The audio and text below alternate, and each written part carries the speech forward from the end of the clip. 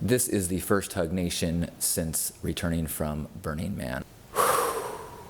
It is such a treat to be here this moment with you. Welcome! Welcome. Oh, I'm Halcyon. This is Hug Nation. I am so high from being back from Burning Man. I'm in San Diego right now, where, compared to the playa, it is a muggy and miserable place.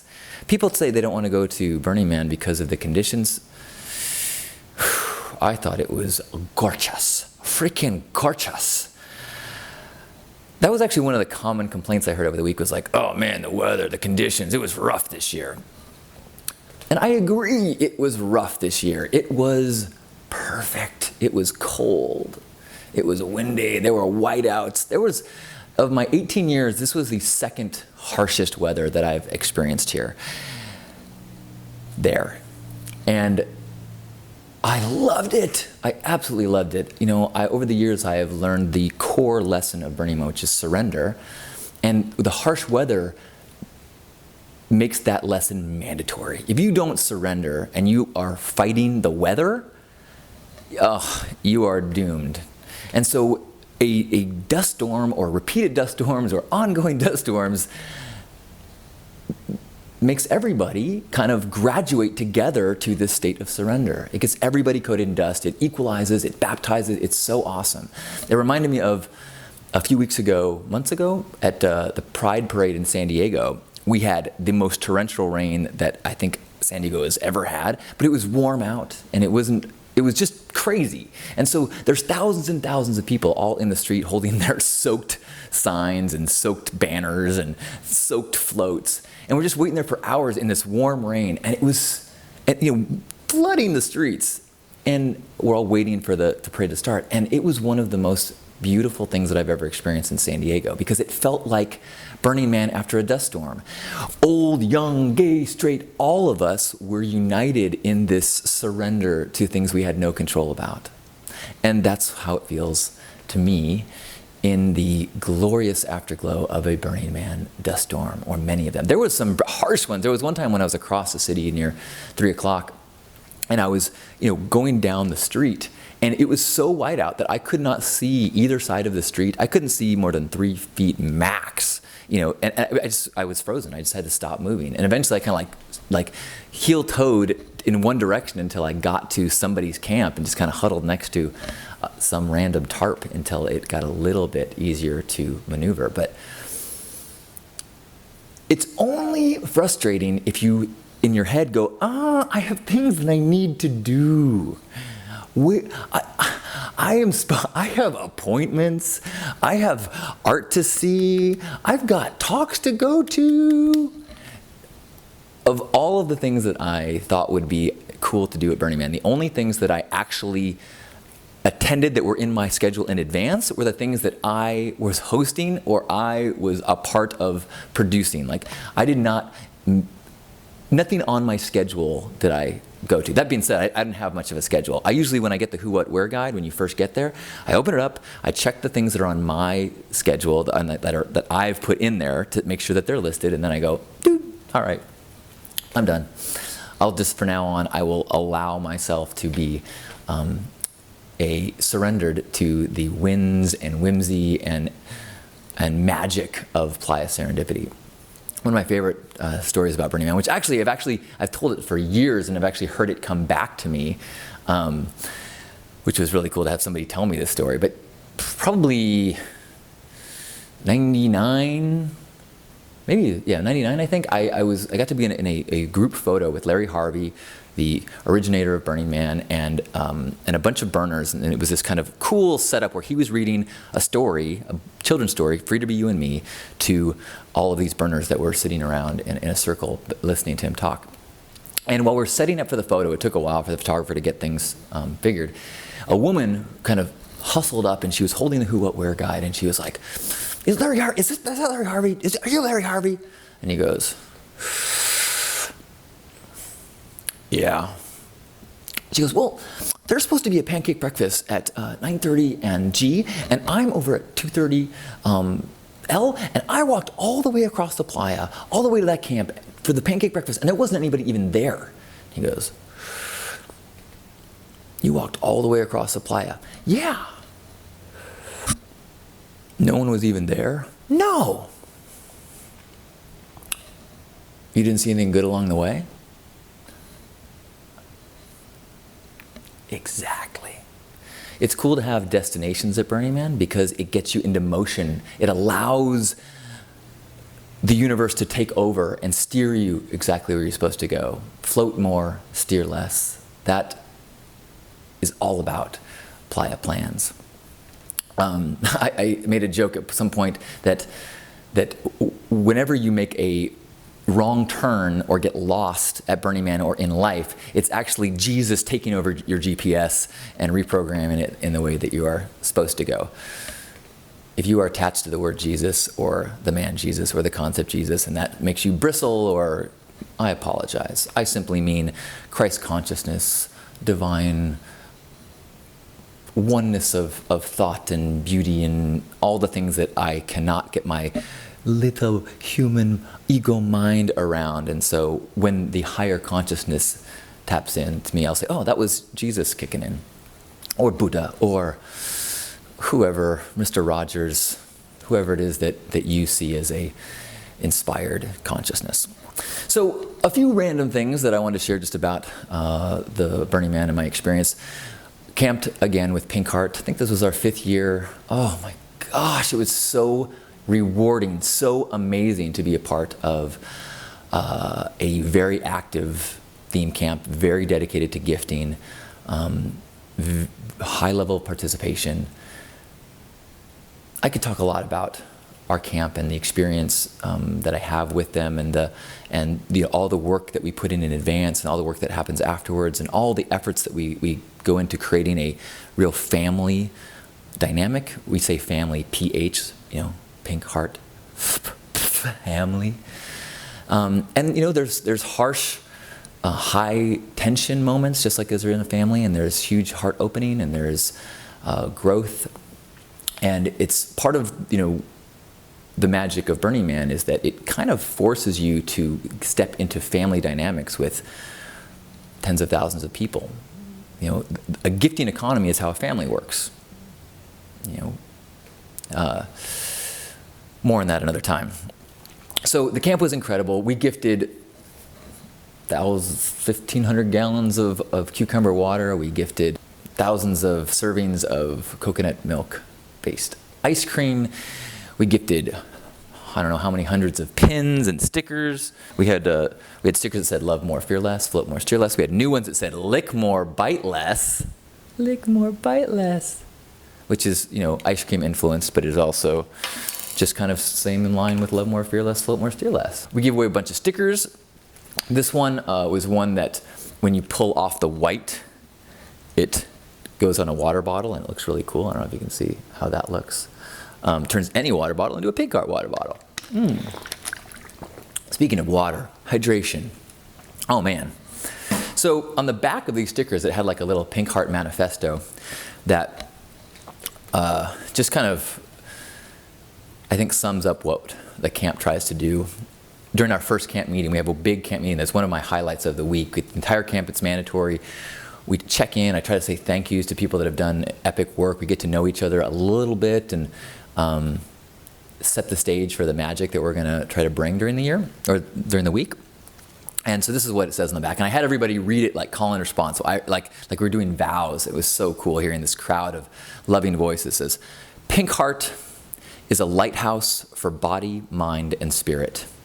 It is our joy to gift you recalibration, hydration, adoration, and illumination. We love you."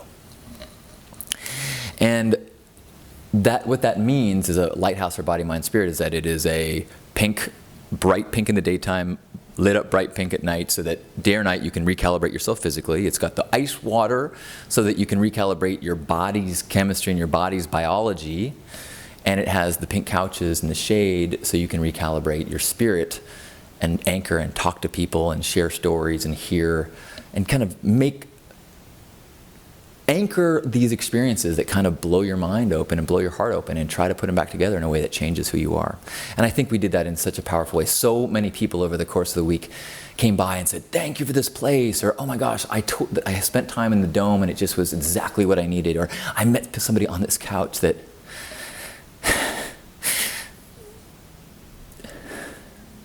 that was exactly what I needed. And you know, these just repeated people saying, like, this was seriously influential, this place, this vibe, this, you know, I was lost and I felt so loved here. I felt so taken care of, and I was reminded of what people can be to one another. And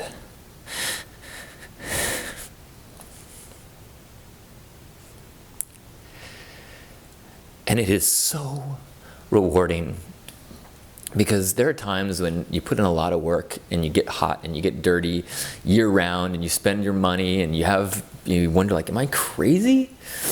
And then you have just one person saying, like, hey, 2 years ago, this place changed my life. Or last night, or I met the person that I'm now engaged to, or it's just, and what I'm sure that there's thousands and thousands of people having these experiences in all different types of theme camps and all different types of moments. And that's, you know, when people say, hey, Burning Man, jump the shark, I'm like, well, just let me take a step back. Jumping a shark, pretty fucking amazing. If I would consider, if you actually did jump a shark, that would be on your highlights of your life. So let's just say, yes, every year, Burning Man jumps a frickin' shark. It's miraculous, it's amazing, it's life-changing. Thank you for these shark jumping experiences.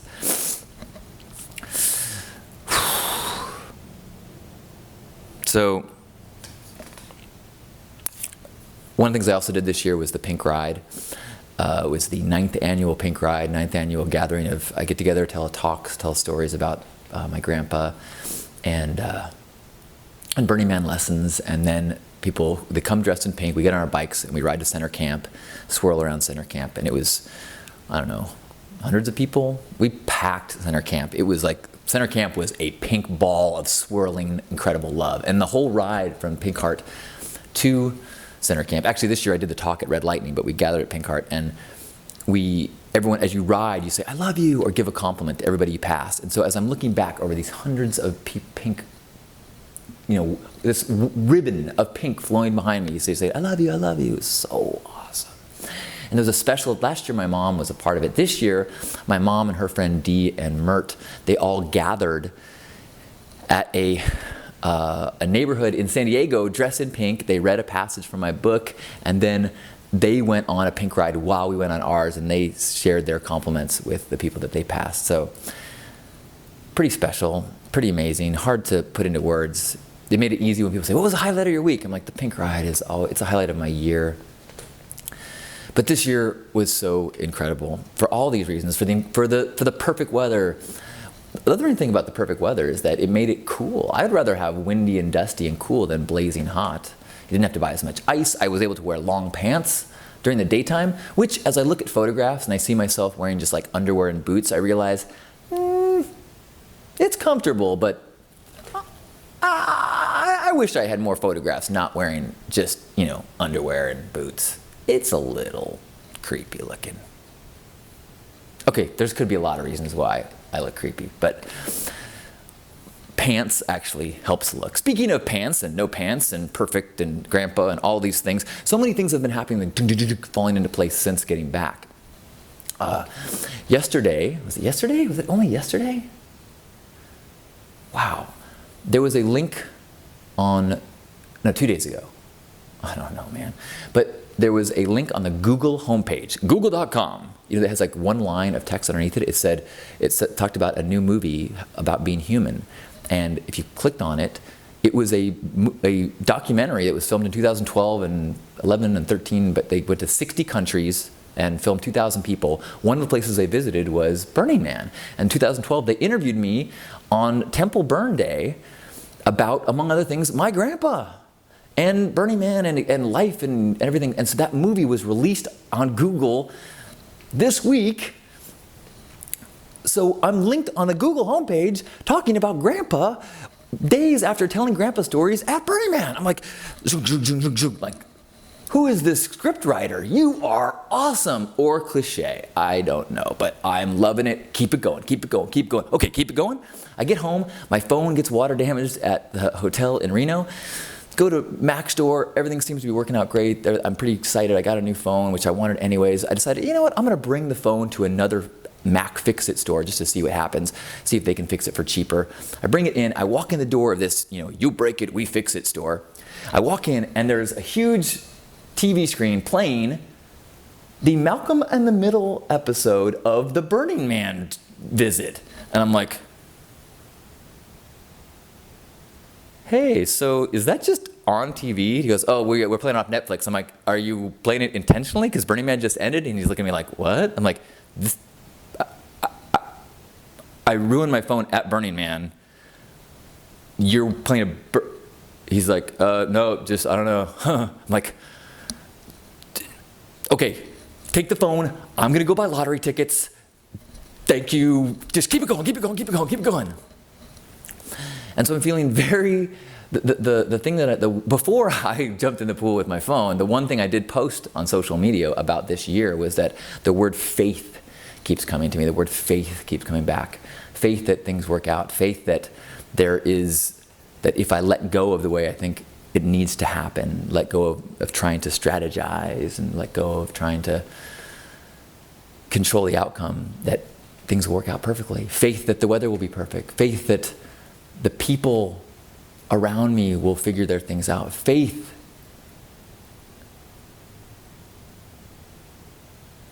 And it just, the more I surrender to it, the more I am reminded and trust. Whew. So, do I know if this is recording the archive? I don't know. I'm just having faith. Not that it's recording.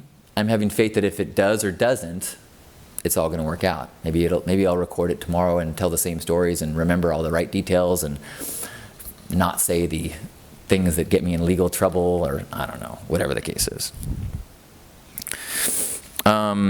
Highly recommend the Human movie. So far, I've only seen 5 minutes of it. I've seen my clip and the first few clips of the movie, and was bawling, crying. It is oh my God, is it a piece of art, and it is a perfect demonstration of how Burning Man can be one of these bridges. People, there's so much criticism that I want to address, and I think I'm going to do that in a separate broadcast. But one of the criticisms is that you go off in the desert and then you have your fun and then you come back to the default world, and there's this division between all the effort and all the learning and the transformation, and for me that's just so not the case. Whether it be First Saturdays, whether it be the way that I am learning to interact with everyone in my life, with the way I'm learning to have faith in my life, whether it's the way that I develop my stories and my philosophies that help me, and get the opportunity to share them in a way that gets put into a documentary that is on the Google homepage. It's all part of the script. Keep it going, keep it going, keep going.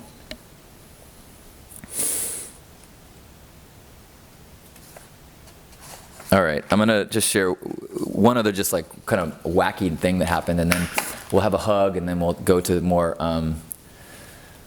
have a casual chat in Periscope and the Google Hangout. So I had a few. Burning Man is the one place in the world where people go, oh, you're famous. I'm not famous. I'm more notorious. And when there we go. All right. There's a joke bumper sticker that says, I'm kind of famous at Burning Man, or something like that. And because I have for 18 years been putting stories and videos about Burning Man and about how to prepare for Burning Man online, a lot of people, as they prepare for Burning Man, come across me. And so I am, because I stick with a theme, am recognizable at the burn. And the cool thing is, there's two things that people recognize me for. One is the series of videos and Hug Nation, and the other is for the places you'll go video, or some of the other popular videos that I have a cameo in. And honestly, it's not that rewarding to be recognized for having a cameo. It's just like, oh, hey, I've seen you. Or in the hair box. Like that's a kick. But it's not rewarding in the way that it's rewarding when someone goes, oh, hey, I watched a video of yours and it helped me. That's awesome. Sometimes people go, does it get boring or does it get tiring? I'm like, oh my gosh, it is so amazing to have a physical, vibrational embrace contact with somebody who has felt love I put out into the world, and they share it back, and we have this intentional moment. It's incredible. But over the course of the years, sometimes there's like jokes about me within some of the burner communities because I'm obnoxiously noticeable in over the years. And there's a few things that were just really like, whoa, that was trippy, or incredibly cool. One of the crazy ones are before the burn. I was contacted by a producer, and I'll put the link up once I have access to the good version of it. He made a electronic dance music song and used voice from one of my videos about the 10 principles as that's the audio in the track. And it's a cool song. And it got played all over Burning Man. And so I had people come back from Robot Heart and were like, dude, we just heard your voice, cranking over the sound system. And that happened in several, DJ sets. And so that was surreal, crazy, and awesome. It's like, wait, does that make me into a rock star? I'm gonna take it. I want to spend a few minutes talking about the 10 principles of Burning Man. You are going to this place, this sacred place. You feel pride, you feel ownership, and you feel joy. When you are following your bliss, when you are acting hedonistically, it can also be productive and inspiring and positive if you do so according to certain ideals. The 10 principles of Burning Man. Second crazy thing. I was right before that crazy wind dust storm. I was walking down the street over on the other side of the city. The street is like kind of vacant, and I'm walking by this camp, and it's got a huge video screen playing Burning Man videos. And as I'm all by myself, I'm walking by this camp, and I go, oh hey, it's either like the Take Me Home video or You're Beautiful. One of the videos that I think that I have, I was asked to say a line for. So there's 5 seconds of me singing in this 5-minute video. And as I'm walking by, I'm like, oh hey, that's the video. And as I'm saying that, my scene comes up. There's no one around, and I sing to the camera, looking at me, you're so beautiful, like bigger than my life, singing right at me. I'm like, whoa. And I'm looking around like, does this happen? Thank you, keep it going, keep it going, keep it going. And the final just like crazy one was I was driving along the Esplanade, and there was this airbrushing setup stage camp area. It was right on the Esplanade every day, and I drove by it a bunch of times, and at the end of the week I drive by and I see this flyer on it, this like Xerox flyer with my face on it that says Halcyon approved theme camp. I'm like, I think that means that I've jumped the shark. Jump the shark, jump the shark. Keep it going, keep it going, keep it going. So this year was, these are like the extra stories that I want to share just in case we don't have archiving problems. I plan on sharing some more of the deeper thoughts that I've been thinking about, the shifts in Burning Man and what's going on and what's happening and why it's still so important.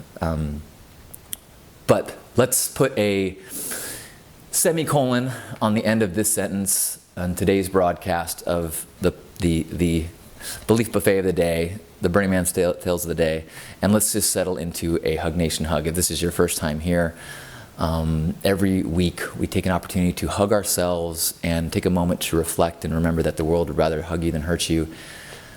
We've been doing it well over a decade. So let's just do that right now. Grab yourself by the shoulders And as you feel that embrace, imagine those are not your hands, but the hands of every person that has hugged you over the course of the last month, all the loving beings that have embraced you. And all the people that those people love, all their families, all their friends, all the people, and then all the people that those people love, and all the people that those people love, until you are being embraced by all the brothers and sisters of the planet, 6 degrees of non-separation, those squeezing arms representing everyone. And then as you shift your focus to doing the squeezing, feel the body that you're holding, and let that be a representation of all those people. And hold, send love to that symbolic body. Feel embraced by that symbolic embrace. And know that on this physical level, this is just one small part of who we are. Beneath that part is our roles and our personalities, all the labels that we take on: father, right fielder, Muslim, Republican, all the jerseys that we put on to make the game of life interesting and fun, to get heated and care which direction we're dribbling and enjoy the drama. But let's just remember that that is all part of the human experience. And beneath that, deeper than that, is something deeper than being human, deeper than our physical shells, deeper than our identities and personalities. It is this divine, radiant, glowing light. It is this love. And so for just a few moments, let's squeeze that love. Let's be embraced by that love. Let's just be that love, that same love that shines from every person on the planet, regardless of how they act in the world. That light is inside them. And so for 3 breaths, let's let that light shine from us and be a part of all the light on the planet. One glowing, massive light of this planet. Billions of cells all breathing and beating together. 3 breaths. Ready? In through the nose and out through the mouth. Inhale.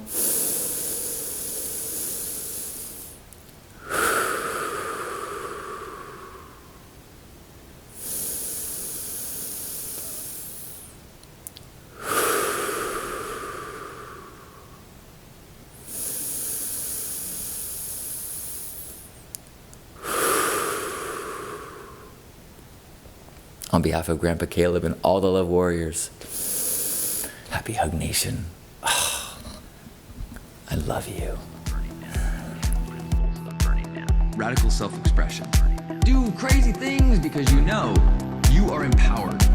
People will love you for it. Communal effort. I am every bit as